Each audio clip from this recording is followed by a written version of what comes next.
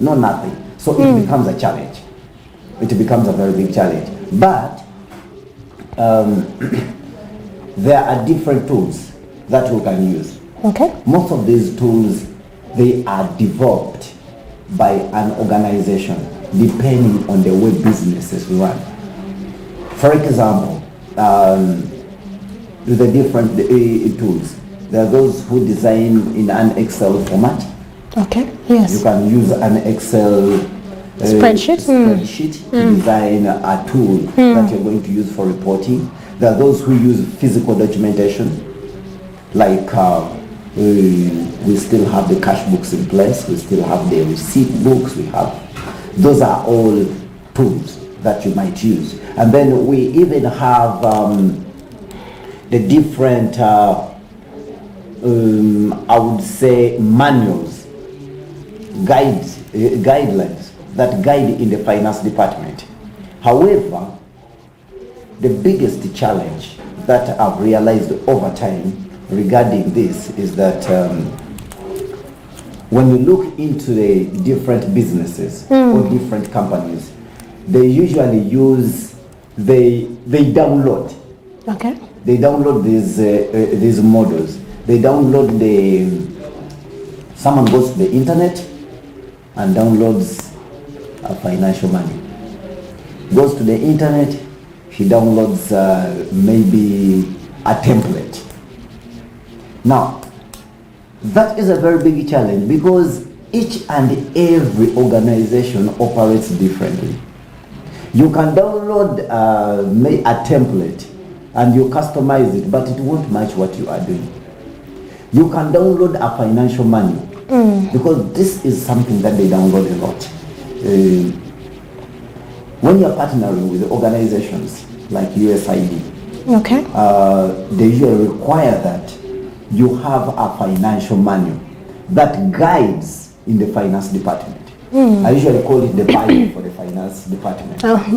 Yes, because everything that is in the manual, if the manual is saying that only one accountant is, there should be only one cashier who's supposed to be holding money. No one else is supposed to do that. You're supposed to follow that, respect it. If it's saying that no paying out money without signing the payment voucher, it's supposed to be like that. When saying that we don't give out money without a supplier giving us a receipt, it's supposed to be like that. But you find that some people download from the internet and they just edit the names. And these manuals are not working for your organization. You should have something that you are going to respect, something that can work for you, not something that doesn't work for you. Because if you download a manual from the internet, then it is going to have, sometimes there are complex Things that you don't even understand, because that you don't even understand. we like finished things. We do not like to go the extra mile to actually craft something that best suits our business or that best suits us. Exactly. You want to go and download something that the white man has done, and then you come back and you're fitting in things and they just do not make sense. They do not make sense. We've had challenges where you know very well we don't request, we don't do what, but then you're saying in your principle is saying that you should always make a requisition, it's approved by the MD, and then after approval, money is issued, but the MD is never in the office.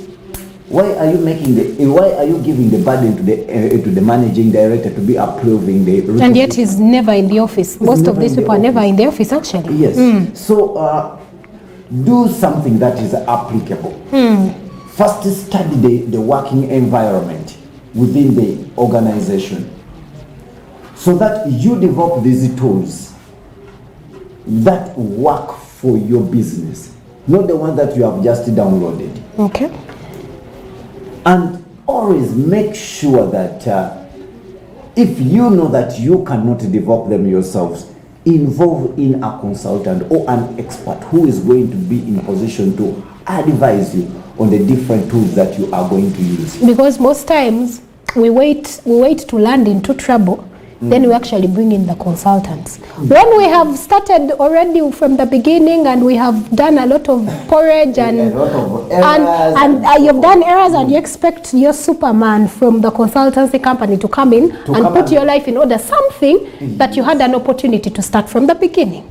Definitely. I 100% agree with you, because this is a practical problem that is happening today. The person is starting, he says that, those are for big organizations.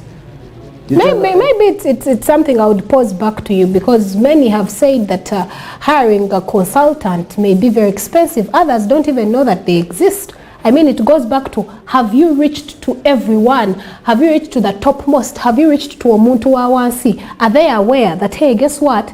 You do not have to suffer with your finances alone. You can have a consultant on board.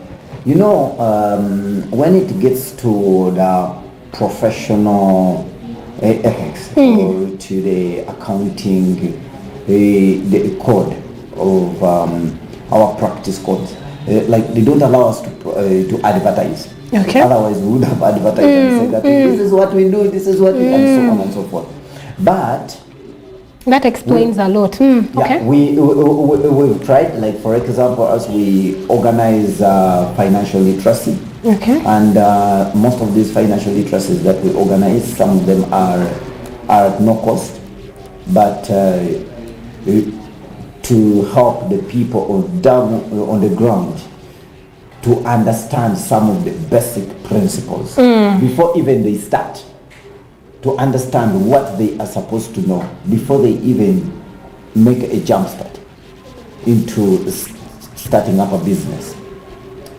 So you necessarily don't need to start with very expensive things, because someone, you can tell him that, you will say, do you know what is keeping me back? Because I don't have money to buy an accounting software. Of course, that is a reporting tool. That is a record keeping tool. An accounting software. I don't have money to buy this. No, you don't need an accounting software to keep records when you are still very young. It is okay.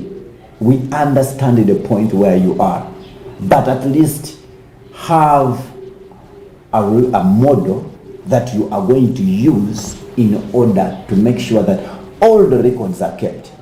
With that, you will be in a position to understand that some of the things are not going right, because we have what we call creative accounting. These are practices by the accountants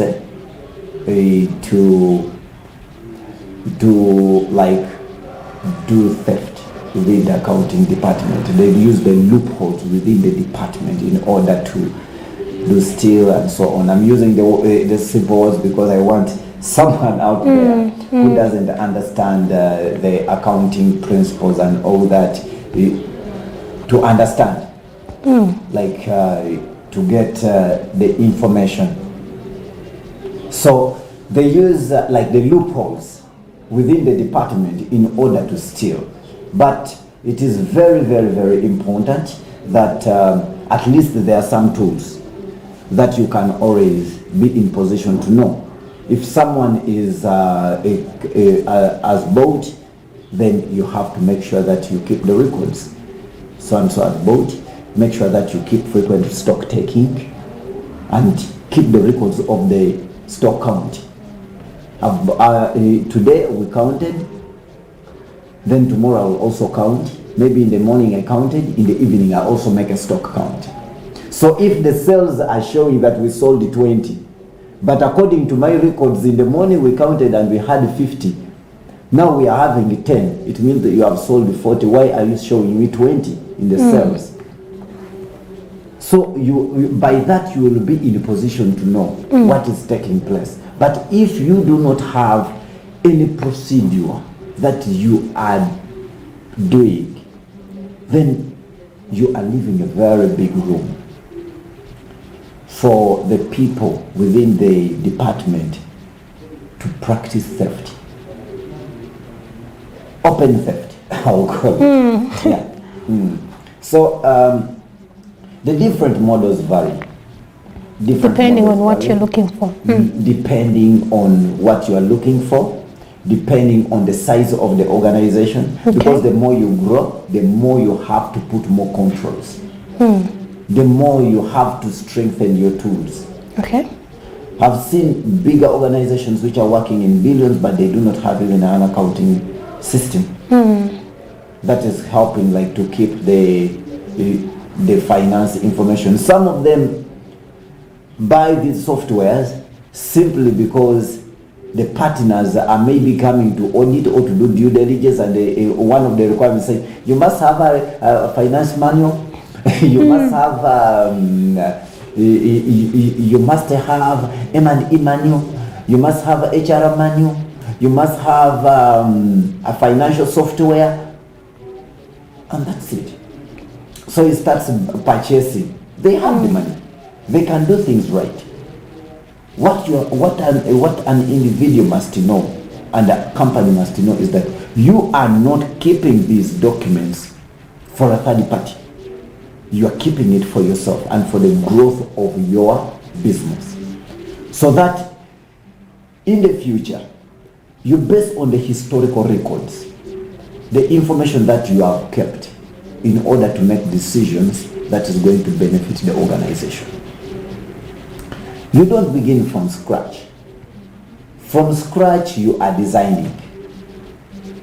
You are creating plans on how you are going to implement everything. But in the plans that you are creating, please make sure that you also create the plans on how you are going to keep these records safe.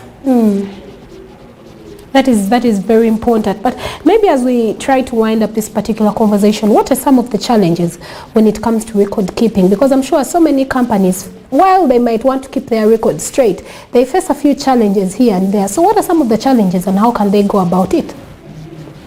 There are quite a number of challenges, of course, that are faced in record keeping. So the most common within organizations is using the tools that do not fit within what they do. Okay. Like for example, I've had challenges with, so far I've had like around 10 NGOs trying to consult because they are using wrong accounting softwares. We had one which was using Tally and said, we bought Tally for an NGO, but the donor wants their report, but this thing cannot even do the reports. And I was saying, why didn't you consult before you purchase? He said, no, there is a person, an IT guy who sold it to us. And I was saying, no, you don't just wake up in the morning and you say, because by the most of the time, when organizations are purchasing accounting softwares, they don't consult from the accounting department. They only do it after. From maybe from the experts. But what they do, when there is need, they just say, do you know of an accounting software? Maybe you are running a consultancy firm, but you are asking your friend who is in a manufacturing company and says, I have an accounting software, it's called Tally, buy it will work for you. Forgetting that what works for me will not work for you, because we are dealing in completely different enterprises. In completely different things. So at the end of the day, the system you are using is going to leave out some of the important records that you should. So at the end of the day, you are producing wrong reports, showing wrong information. The second challenge is the other users. Some of the users don't understand things. So people really need the refresher trainings. Like on how to use the different tools that they are having within the department, and to check also to see whether the tools they are using seriously can serve the purpose, if I would put it that way. Okay. Should it serve the purpose, but you find that it is wrong. Then even the keeping yourself, you come, someone brings in a receipt, you're having like 20 files. There is no file for, because each and everything should have its own file.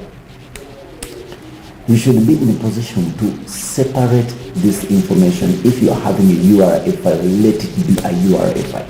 If you are having NSS file, let it be NSS file. You should have the tax invoices, you should have the non-tax invoice file. You should have everything, every document separate, and separate. Don't mix up the things. So that at the end of the day, if they say that, no, we want a receipt from certified accounts consultant, then you say, hey, no, that was is in the other file. You just go straight, pick it up, bring it.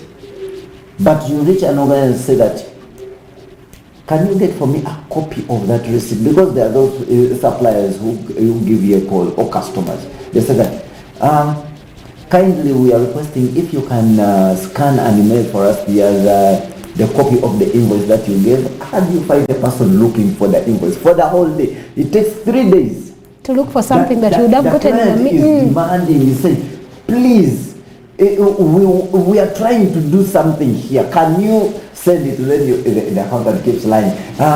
Okay, we are sending it right now. I'm not in the office, but immediately I reach, I'm going to send it. Yet you actually don't have it. You don't even have an idea where it is. You start looking in the archives, you start looking what? Because everything is messed up. Everything is messed up. Some of the things you find it in the dustbin. When a cleaner is cleaning, he finds a paper, he scribbles it and throws it in the corner. Yeah. You know, you don't. It doesn't know whether it's important or not, because for her, when she finds, or him, when that he is finds something garbage on to the them. ground, that is something not important. True. That is garbage. So you will get it and say, these people also with their things, he gets it, throws it somewhere. Okay. Interesting. Yeah. Interesting. Quite an interesting conversation right there that we are having this beautiful Tuesday morning. 58 minutes past the hour of 8, and we do thank you for being a part of this conversation. I do hope that you are able to pick a thing or two in regard to this particular conversation. Otherwise, we're taking up from here and we call it a day. Have yourselves a beautiful Tuesday for the rest of the entire week. Good morning.